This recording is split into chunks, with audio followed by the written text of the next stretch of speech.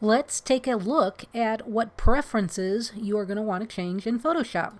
So first off, go up to where it says Photoshop in the menu and go down to where it says Preferences and just slide on over to where it says General. You've got a lot of things that you can alter in here, but we're not going to alter that many. The first thing we want to do is go down 1, 2, 3 to where it says Tools, and in here you want to turn off Show Rich Tooltips. That is that annoying little dialog box that pops up and shows you a little video every time you move over a tool in your toolbar. So we want to turn off Show Rich Tooltips. Next up, we're just going to keep going down, and we're just going to leave all of these things set to their defaults.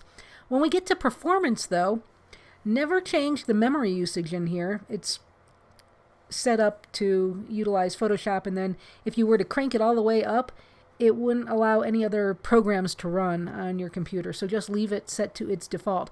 But while you're here, you might want to change your history states from 50 up to 100.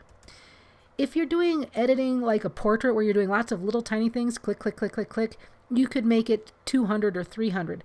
And what a history state is it means how many steps you can go backwards in your Photoshop file.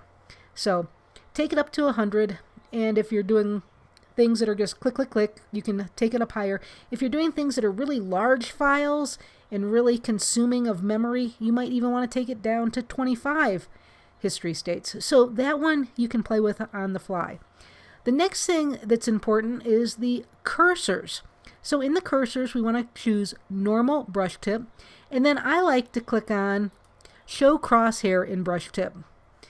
Other cursors, we want to click on precise.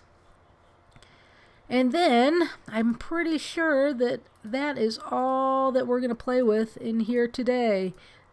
It doesn't hurt to click on these and look at what's here, but that's all you really need to change.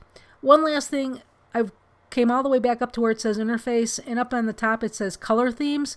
You can change the overall feel of Photoshop or the look of Photoshop by playing with color themes. This second darkest one here is the default. I'm just going to leave it there. It works for me. So at this point, hit OK, and now you are all set with your preferences.